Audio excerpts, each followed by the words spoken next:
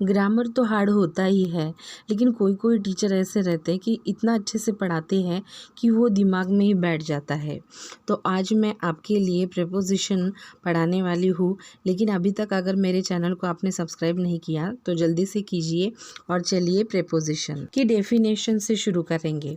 Preposition is a relation showing word. It describes the relation between the subject, noun and pronoun and object, verb and other words in a sentence। इसका मतलब होता है कि preposition जो होता है वो एक रिलेशन दिखाने वाला वर्ड होता है नाउन एंड ऑब्जेक्ट के बीच में। ये क्या रिलेशन है ये दिखाने के लिए सेंटेंस में यूज़ किया जाता है। तो चलिए अब इसके जो एग्जाम्पल है वो भी देख लेते हैं। देखिए यहाँ पे the bag is on the table, तो बैग सब्जेक्ट है, टेबल ऑब्जेक्ट है, ऑन ये प्रेपोजिशन यूज़ किया है।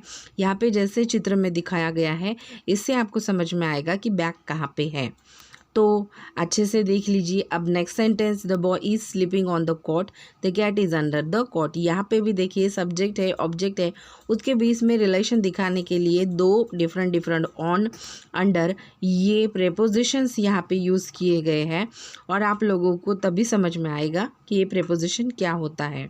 तो चलिए अब काइंड्स ऑफ प्रेपोजिशंस देख लेते हैं। Preposition of time, preposition of position and preposition of direction, ये तीन काइंड्स आज हम प्रेपोजिशन के पढ़ने वाले हैं। तो उसके पहले हम पहला वाला जो टाइप है प्रेपोजिशन ऑन टाइम वो देख लेते हैं। तो ये क्या है? It shows the relation in term of time. जैसे कि नाम में ही दिया गया है कि टाइम के बारे में, तो प्रेपोजिशन टाइम का ही बताएगा, टाइम के बारे में ही बताएगा। अब देख लेते हैं कौन से प्रेपोजिशन आज पढ़ेंगे। एट है, ऑन है, सिंस है, इन है। तो यहाँ पे देखिए, यहाँ पे 4 सेंटेंसेस दिए गए हैं। अगर आप अच्छे से देखेंगे तो हर इसके बाद टाइमिंग का, जैसे फर्स्ट में 8:30 टाइमिंग दिया है, दूसरे में 2 अक्टूबर टाइम दिया है, मॉर्निंग टाइम है, और इन जो है मंथ, मे मंथ, ये भी टाइमिंग है। अब सेकंड टाइम देख लेते हैं। सेकंड टाइप है प्रेपोजिशन ऑफ पोजिशन। जैसे कि पोजिशन के बारे में बताया गया है, इसका मतलब it shows the relation in terms of position. इसका मतलब पोजिशन के बारे में जो भी प्रेपोजिशन हमें बताएगा उसको प्रेपोजिशंस ऑफ पोजीशन ऐसे बोला जाएगा। अब सेंटेंसेस एग्जांपल्स देख लेते हैं।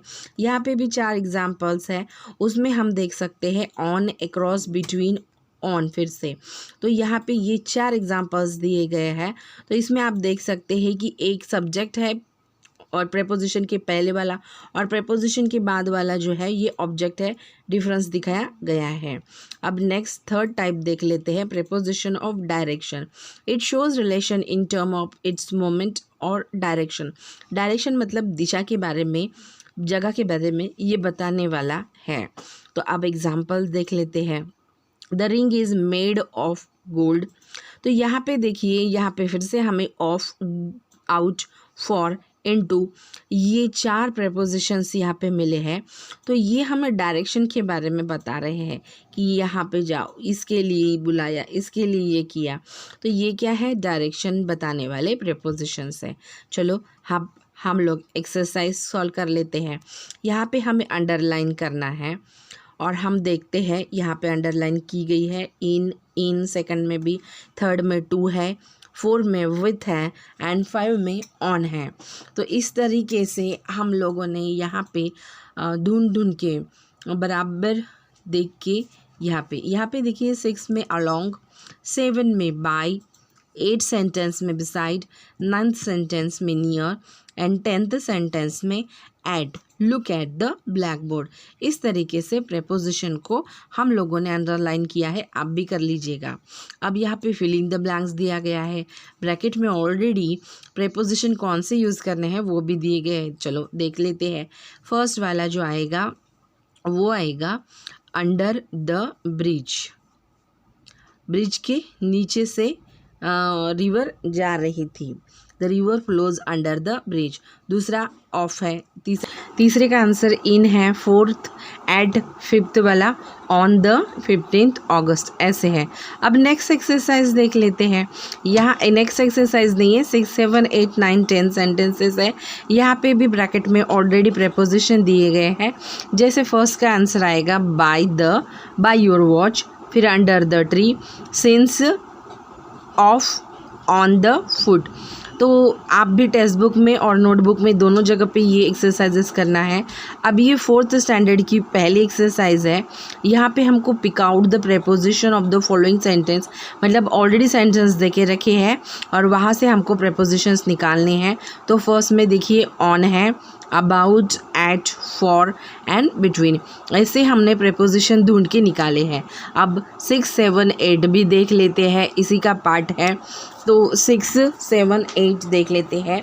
यहाँ पे देखिए इन है, अलोंग द कूल विंड, और फिर सिंस और फॉर भी यहाँ पे दो प्रेपोजिशन इस लास्ट 8 वाले सेंटेंस में मिलेगी। 4th स्टैंडर्ड की नेक्स्ट सेकेंड एक्सरसाइज देख लेते हैं, फिलिंग द ब्लैंक। यहाँ पे फिलिंग द ब्लैंक करना है।